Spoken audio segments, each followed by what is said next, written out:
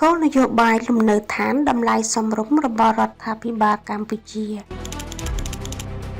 តើមានចំណុចអ្វីខ្លះដែលគួរឲ្យចាប់អារម្មណ៍នៅក្នុងគោលនយោបាយលំនៅឋានតម្លៃសមរម្យរបស់រដ្ឋាភិបាលកម្ពុជា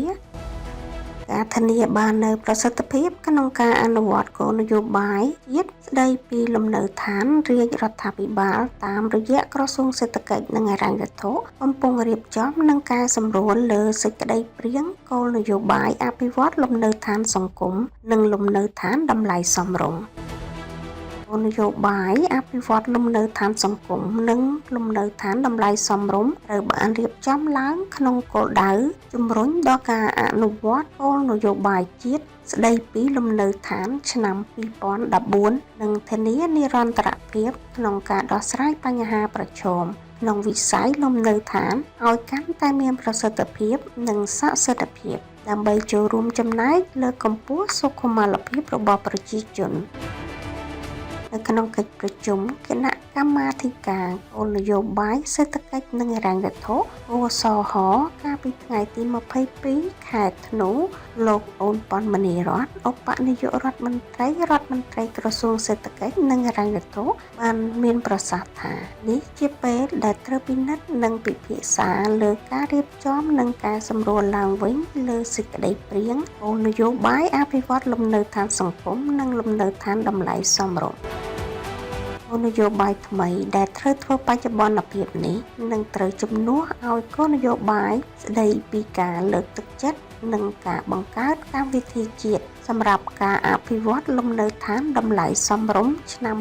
2017ក្រសួងសេដ្ឋកិច្ចបានឲ្យដឹងថាគោលនយោបាយថ្មីនេះមានគោលបំណងផ្គត់ផ្គង់លំនៅឋានសង្គមនិងលំនៅឋានតម្លៃសមរម្យកម្មសិទ្ធិប្រកបដោយគុណភាពសុវត្ថិភាពនិងមានការតភ្ជាប់ដល់ប្រជាជនដែលមានចំណូលកម្រិតទាបមធ្យមនិងក្រុមងាយរងគ្រោះនិងបំពេញបន្ថែមនៅលំនៅឋានតម្លៃសមរម្យសម្រាប់ជួលដោយផ្អែកតាមការសិក្សាលើតម្រូវការជាក់ស្ដែងរបស់សិស្សនិស្សិតកម្មករនិយោជិតនិងអ្នកធ្វើចំណាកស្រុកព្រមទាំងជំរុញការអភិវឌ្ឍនគរូបនីយកម្ម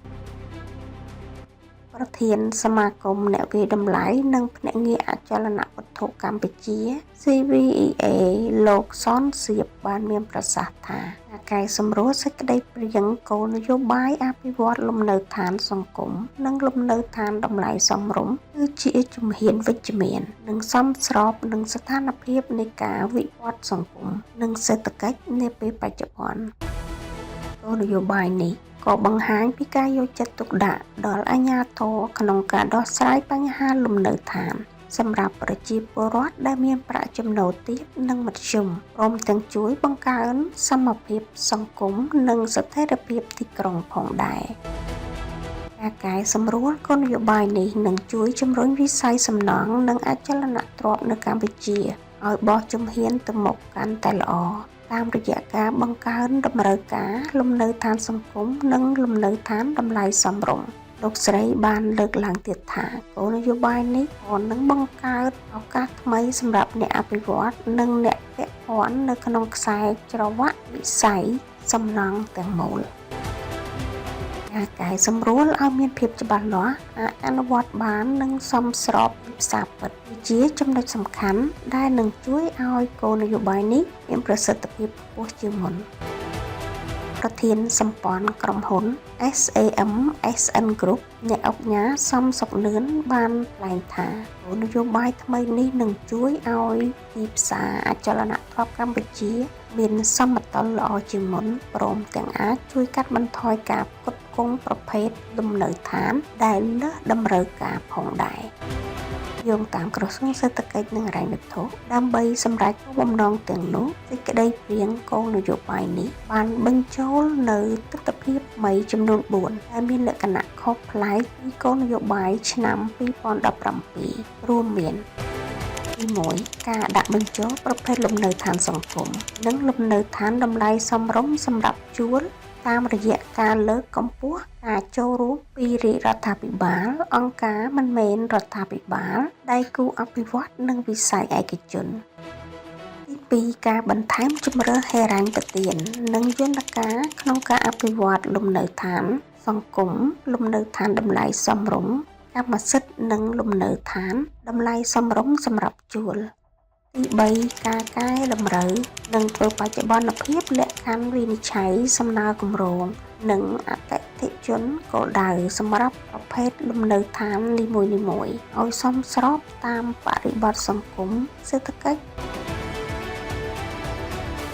និងទី4ការកែសម្រួលនីតិវិធីនៃការដាក់ស្នើគម្រោងដើម្បីធានាភាពងាយស្រួលនៃការអនុវត្តគម្រោង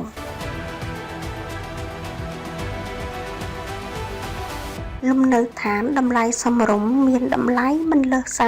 30% នៃចំណូលប្រចាំខែរបស់គ្រួសារធានាការគាំទ្ររបស់រដ្ឋាភិបាលចំពោះប្រជាជនដែលមានចំណូលទាបដល់ប្រជាជនដែលមានចំណូលកម្រិតមធ្យមដើម្បីទទួលបានលំនៅឋានសមរម្យតាមនិយមន័យលំនៅឋានសមរម្យជាលំនៅឋានដែលមានតម្លៃមិនលើសពី 30% នៃប្រាក់ចំណូលប្រចាំខែក្នុងមួយគ្រួសារឬមិនលើសពី3ដងនៃប្រាក់ចំណូលប្រចាំឆ្នាំក្នុងគ្រួសាររបស់ប្រជាពលរដ្ឋតើគេគណនាបែបណាទាក់ទងទៅនឹងចំណូលប្រជាជននិងតម្លៃលំនៅឋានដែលគួរអភិវឌ្ឍមានការគណនាជារឿយៗថាតម្លៃអចលនទ្រព្យដីធ្លីលំនៅឋានខុនដូនៅកម្ពុជាមានតម្លៃខ្ពស់ខ្លាំងបើធៀបនឹងប្រាក់ចំណូលប្រចាំឆ្នាំរបស់ប្រជាពលរដ្ឋតើគេមានវិធីសាស្ត្រអ្វីដើម្បីគណនាចំណូលនិងតម្លៃអចលនទ្រព្យមានភាពសមស្របទៅនឹងជីវភាពរបស់ប្រជាពលរដ្ឋវិធីសាស្ត្រច្បាស់លាស់មួយដើម្បីគិតអំពីតម្លៃផ្ទះដែលអ្នកអភិវឌ្ឍកម្ពុជាគួរកំណត់គោលដៅដើម្បីឲ្យពួកគេពិតជាត្រូវគ្នានឹងកម្រិតចំណូលរបស់ប្រជាពលរដ្ឋនិងកម្រិតចំណូលរបស់ប្រជាជនកម្ពុជាភាគច្រើនដោយផ្អែកទៅលើស្តង់ដារលទ្ធភាពទិញសកលមិនចាំបាច់មានលេខ GDP ពិតប្រាកដដើម្បីពន្យល់ពីគំនិតនេះទេច្បាប់លទ្ធភាពទិញសកលដែលអ្នកអភិវឌ្ឍប្រើប្រាស់ជាទូទៅដោយផ្ដោតគោលការណ៍ណែនាំអភិវឌ្ឍអន្តរជាតិភាគច្រើនបានលើកឡើងថាផ្ទះមានតម្លៃសមរម្យនៅពេលដែលវាមានតម្លៃរបស់វាមានសមាមាត្រស្មើនឹង3ទៅ5ដងនៃចំណូលគ្រួសារប្រចាំឆ្នាំជាមធ្យមការអនុវត្តនេះចំពោះប្រទេសកម្ពុជាដោយប្រើប្រាស់ការប៉ាន់ស្មានប្រាក់ចំណូលជាក់ស្ដែងប្រាក់ចំណូលជាមធ្យមប្រចាំខែរបស់គ្រួសារកម្ពុជាទីក្រុងនិងជនបទរួមបញ្ចូលគ្នាជាធម្មតាមានប្រហែល400ទៅ700ដុល្លារក្នុងមួយខែក្នុងមួយគ្រួសារប្រាក់ចំណូលគ្រួសារប្រចាំឆ្នាំមានចន្លោះពី4,800ទៅ8,400ដុល្លារក្នុងមួយឆ្នាំដូច្នេះតម្លៃនៅឋានដែលមានតម្លៃសមរម្យគួរតែមានដោយប្រើនៅច្បាប់ 3 ទៅ 5x ឧបនាយករដ្ឋមន្ត្រីក្រសួងរៀបចំដែនដីនគរពាណិជ្ជកម្មនិងសំណង់លោកសៃសំអាលបានបញ្ជាក់ការពីពេលថ្មីនេះថាការអភិវឌ្ឍលំនៅឋានមានតម្លៃត្រឹម $20,000 អាមេរិកមានភាពសមស្របទៅនឹងជីវភាពរបស់ប្រជាពលរដ្ឋកម្ពុជាភាគច្រើននាំមកជូនលោកអ្នកដោយ Real Estate TV បណ្ដុំព័ត៌មានអចលនទ្រព្យក្នុងតំបន់និងលើពិភពលោកស្ថិតនៅក្នុងដៃលោកអ្នក